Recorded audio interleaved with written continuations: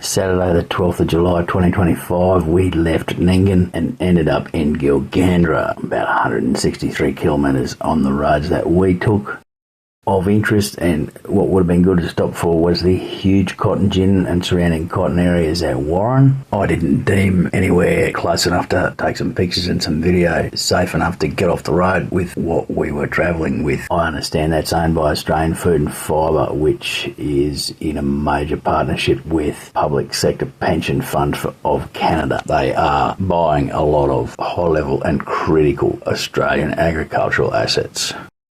We did want to go a little bit further, but with a small issue affecting the operation of the fridge, we didn't want to get too far away from power, even though we did manage to get the fridge going on gas in this free camp zone near the Cooey Heritage and Information Centre. Gilgandra, population of about 2,500, around about that number, sits at the junction of the Newell, Oxley and Castlereagh highways. So lots of trucks running not through town but down past where we camped. It sits on the Castlereagh River. Few interesting things. In Gilgandra there's the Rural Museum, which we visit on the Sunday morning prior to leaving. I'll put it in a separate video. The Windmill Walk, a lot of decorated windmills on a 2-kilometre stretch from the business district of Gilgandra to the Cooey Heritage and Information Centre. The windmills are decorated by local disability services. Unfortunately, the sun was not quite in the right position to pick up the murals paintings on the windmill sails, but I guess you get the idea. So the word Cooey is associated with many buildings in their nomenclature in Gilgandra. So that relates back to a World War I recruitment drive, 1915. 35 men marched from Gilgandra to Sydney using that Australian call of Cooey, and I'm not going to try and replicate it, to encourage other men to enlist.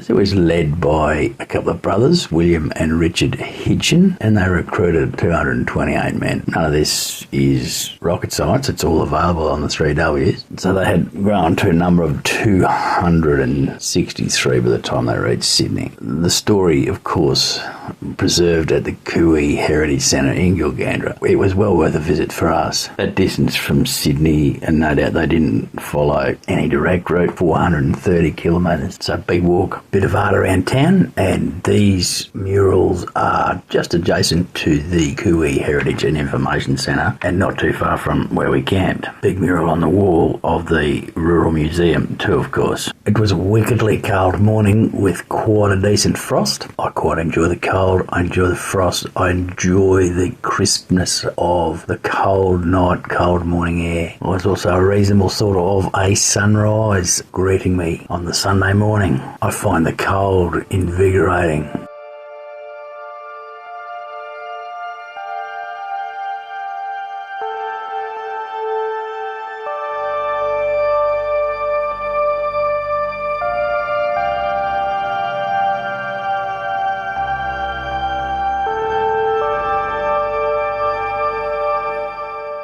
Ned Kelly makes an appearance at the Gilgandra Rural Museum.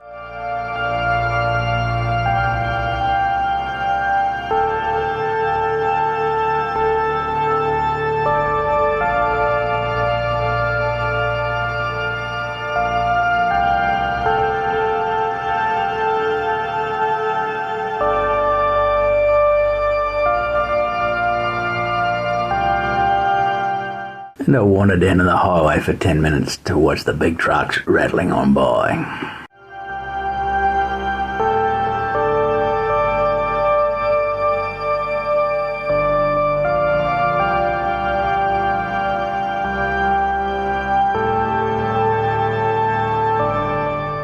There were also some spectacular skies on the cold and frosty morning.